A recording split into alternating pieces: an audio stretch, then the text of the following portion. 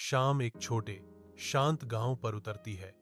हवा एक कोमल शांति से भरी हुई है। सीता, एक मध्यम आयु वर्ग की महिला, गांव के मंदिर में प्रवेश करती है। उसका चेहरा भक्ति से अंकित है। वह वेदी के सामने श्रद्धा से झुकती है। उसका हृदय अनकहे प्रार्थनाओं से भरा हुआ है। सीता अपने बेटे के लिए एक दिया जलाती है।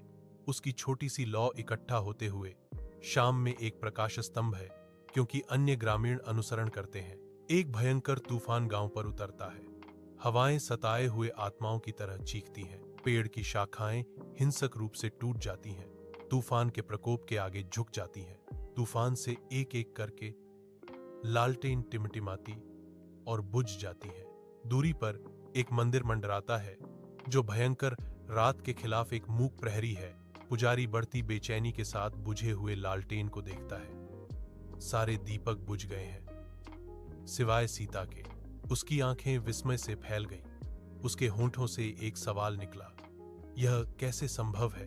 गांव के मंदिर की प्राचीन दीवारों पर टिमटिमाती मोमबत्ती की रोशनी नाचती है, जो लंबी डरावनी परछाइयां डालती है। पुजारी, उसका चेहरा चिंता से भरा हुआ, सीता को ध्यान से देखता है।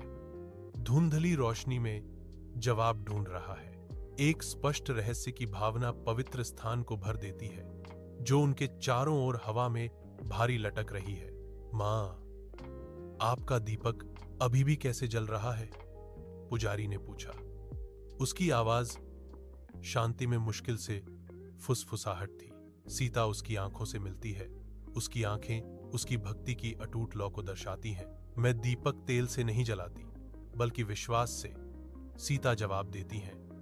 उनके शब्द गहरी आस्था के साथ गूंजते हैं। रात के आवरण में एक संदेशवाहक गांव में घुसता है।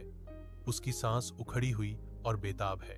उसकी आंखें बेतहाशा धुंधले परिवेश को खोजती हैं।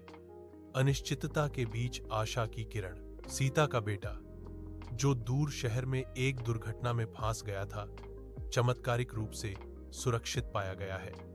वह चिल्लाता है। सीता जवाब देती है।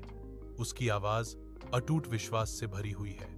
भगवान के सामने एक भक्त का सच्चा विश्वास कभी व्यर्थ नहीं जाता।